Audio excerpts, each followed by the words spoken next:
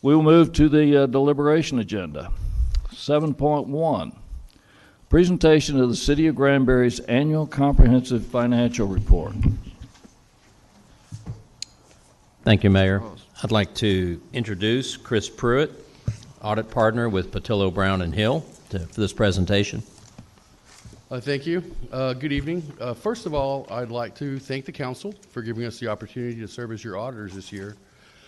I'd also like to thank the finance department for all the help that they provided during the course of the audit. This was the first year that our firm did do your audit, and everything went great. They were very helpful, very knowledgeable, and made our job very easy. So with that being said, I would like to go over two documents with you. The first one is an annual comprehensive financial report. The other is a letter to those charged with governance. I'd like to briefly just walk you through each document, answer any questions that you may have over either one or the audit process in general. So with the annual comprehensive financial report, it's divided into 4 different sections: an introductory section, a financial section, a statistical section, and a single audit section. In regards to the introductory section, the only thing I'd really like to touch on is on page Roman numeral 11.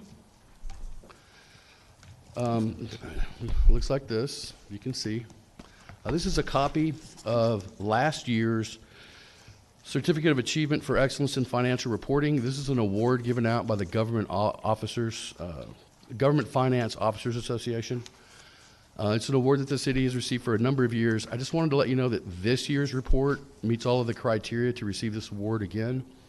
My understanding is that you were submitting this report to receive this award, and you should be receiving that award this fall, is usually when they give them out. The financial section begins on page 1 with our independent auditor's report. I'm not going over every 131 pages, by the way.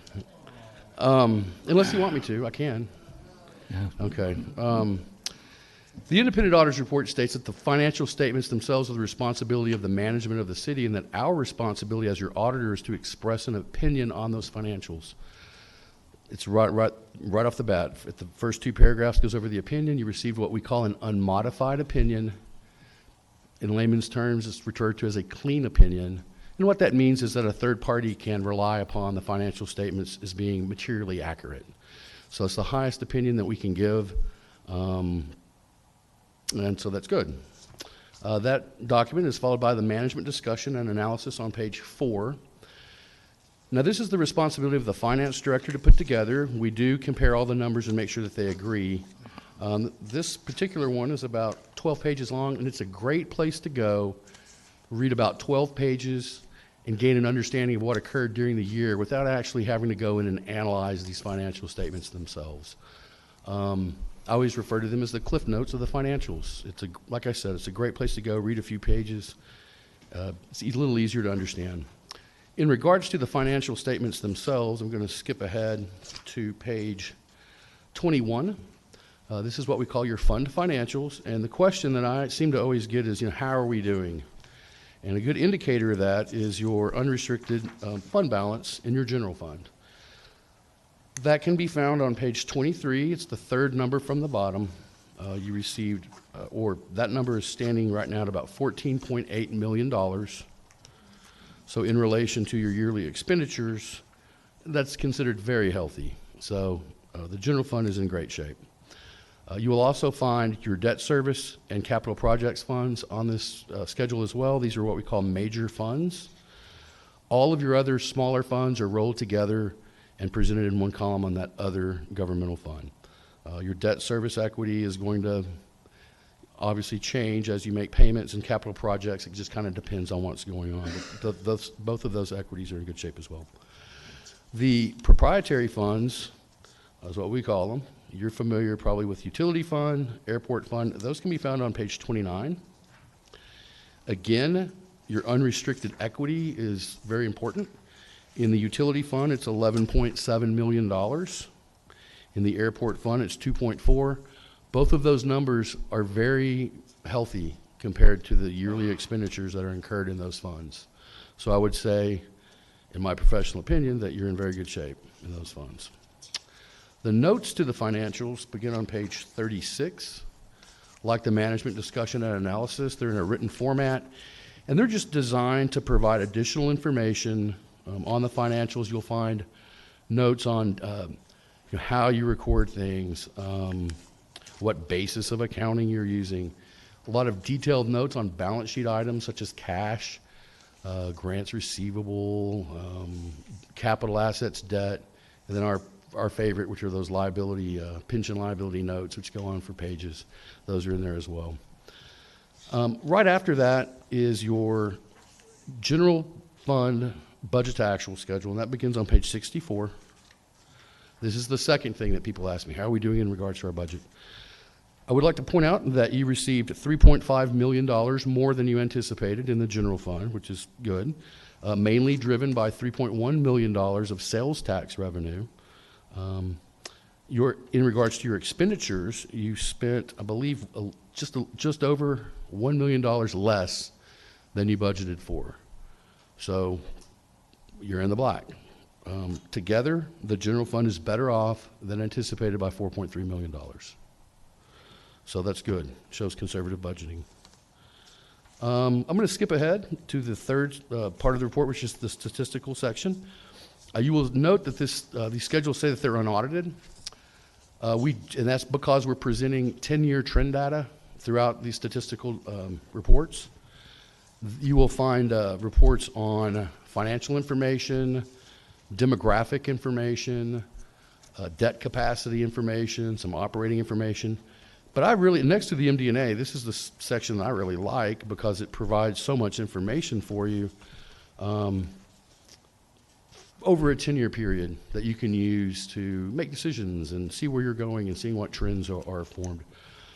Again, I did want to explain the unaudited. You'll see that on every schedule, but they have been looked at by us. They have been compared to this year's numbers. And then last year's numbers obviously are just brought forward. We can't express an opinion on it because we didn't do all of those years of the audit. So, okay, the final section is your single audit section or compliance section. The city received more than $750,000 worth of federal funding this year, so you have to have what we call a single audit, and that's a process by which we go in and we identify your large grants or high-risk grants, and then we do additional test work on those above and beyond what we normally would do in the course of an audit. There are 2 letters that we have to issue in conjunction with that. The first one is on page 125. This is called a gas report or a yellow book report. What it is we're talking about your internal control over financial reporting and your compliance with various laws, grants, and regulations as it relates to the entire city as a whole. So what does that mean? These are the things that you normally would think of when you think of an audit. We're looking at your passwords for your computers and how those are rotated. We're looking at the controls that you have over your capital assets, cash. Excuse me. I'm happy to say that nothing came up during the audit that we feel could cause a material misstatement of those financial statements. So you got a clean report. The second report is very similar to it. It's on page 127. And it's similar in that we're talking about compliance and your internal control structure, but this time it's as it relates to the grants that we did the additional test work on. In case you're wondering, the grant that we did do the additional work on was your capitalization grants for clean water and drinking water state revolving funds. It's a very large grant. On page 130, you will find a listing of those federal grants. And the city did receive $12.5 million of federal funding for the year. I'm happy to say nothing came up during the single audit that would lead us to believe that you were out of compliance with that grant. So again, you got a clean report on that. Okay, the second document that I'd like to discuss is this letter. This is called a SAS 114 report. It's a letter to those charged with governance, which is yourselves. There are certain things that I have to convey to you as your auditor. I have chosen to put them into a written format rather than verbally going over all of these things. It discusses our responsibility in relation to the audit, the scope and timing of the audit, compliance and ethics regarding independence. There is one thing on page 2 that I would like to draw to your attention because it's a change. You will find on the second page of the letter significant risks identified. There are 2 risks identified. management override of controls, and lease accounting. These are items that we as your auditor we now have to tell you some high-risk areas that we want to keep on our brain while we do your audit, before the audit starts. These are not items that came up during the audit. These are things that we wanted to remind ourselves before the audit. Management override of controls is always a risk at every entity, regardless of it's a city, county, a corporation. It's just an automatic risk. As for the lease accounting, there was a big change in lease accounting standards this year, and that also really is a high risk for all of our clients because it was such a dramatic change in how leases are reported. So I just wanted to make sure that everybody was clear on that. These weren't items that came up during the audit. These were things that we put on our mind before the audit.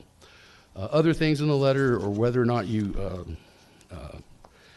whether we had disagreements with management, which I'm happy to say we did not, whether you consulted with other auditors, and then we'd like to keep you up to speed on changes in accounting standards, so there's a brief synopsis of some upcoming standards.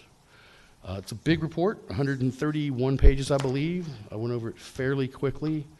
At this time, I'd like to field any questions that you might have over either document or the audit process. Counsel?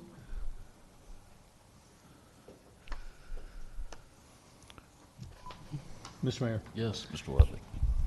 the only question I really had was on the significant risks identified, so thank you for clarifying. Oh, that. sure. Believe me, I get this every time. I've just started telling people in advance because it's worded very poorly, I think. But And when, it's when I saw the words, I was waiting for the hammer to drop, and Yeah. since there's no hammer, it makes me happy. Thank you. Thank you. Other comments? This is your first year, correct? First year of auditing Granbury, yes. Right. So you get to look at a lot of new things, dig deep into our operations. Yes. This, as I look at this is the history over the last 10 years. This is how we've done, how we did. And then our budget process, our budget book that we present, this is what we're planning on doing. And I think you go back to this and the plan, look at the plan, look at the actual, look at the plan, look at the actual, like you say. It's $1 million off, and as we discussed earlier in the year, we had at one time, 35 openings that we wish we had filled, and we would have encumbered that $1 million at that point in time. The $3 million that came in on sales tax, thanks to everybody, because that, the city of Granbury bringing in people is what drives that sales tax. Certainly. But, anybody? Mr. Mayor, Yes, Mr. Vail.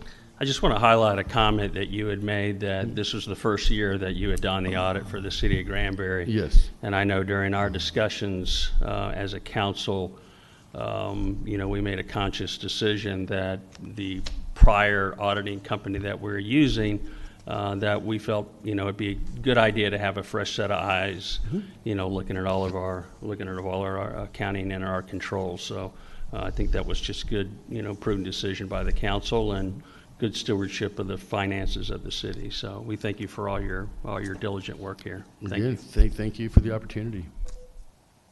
Great. Others? Okay. All right. Council? This is the presentation. There is no action to be taken at this point in time. Correct? Okay. Thank you, sir. We appreciate you coming in. Appreciate it.